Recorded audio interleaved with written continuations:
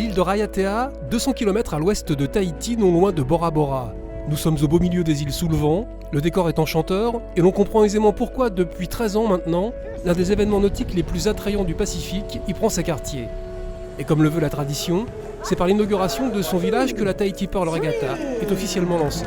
Aujourd'hui, on est heureux d'accueillir et apporter le partenariat à cette côte internationale qui est devenue incontournable pour la commune, puisque aujourd'hui, avec la TPR, on fait un peu la promo de nos îles.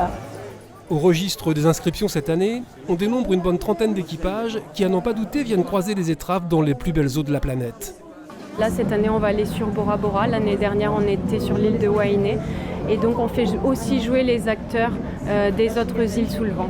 Voilà. Et on finit aussi par notre tour de Taha, qui est dans le lagon et qui est le tour le plus apprécié de la régata. Succédant au regretté Laurent Bourgnon, qui a marqué à tout jamais l'épreuve de son empreinte, Billy Besson est le parrain de cette 13e édition. Difficile de trouver plus bel ambassadeur que le quadruple champion du monde de Nacra 17, originaire de Tahiti, et donc très au fait des spécificités du terrain de jeu. C'est vrai qu'on n'a pas l'habitude de naviguer dans les îles sous le vent, donc c'est vrai qu'il faut apprendre un petit peu le terrain spécifique. C'est vrai que là, par exemple, on est entre deux îles, entre Taha et Raiatea, donc on a une canalisation naturelle entre ces deux îles, le vent accélère vraiment entre ces deux îles. Donc il y a plein de petits trucs qui font que les îles sous le vent sont vraiment parfaites pour faire de la voile. À la veille du premier jour de régate, entre préparatifs et briefing d'usage, les équipages prennent la mesure des différents parcours qui vont leur être proposés. Nicolas Gruet, 3 participations au compteur, est bien placé pour évoquer l'esprit de la Tahiti Pearl Regatta. Alors d'abord c'est convivialité, je pense, le maître mot. Ensuite on va dire camaraderie, tourisme parce que on navigue sur les plus beaux lagons du monde. Et puis enfin performance parce qu'il y a le côté racing. Et donc on est à mi-chemin entre le rallye touristique à voile et en même temps la régate.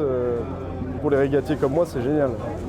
D'année en année, et c'est une évidence, la Tahiti Pearl Regatta renforce son statut international.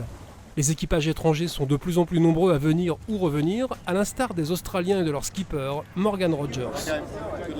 The Tahiti Regatta has that flavour of the Polynesian people, the welcoming of the village, and of course some good divisional racing.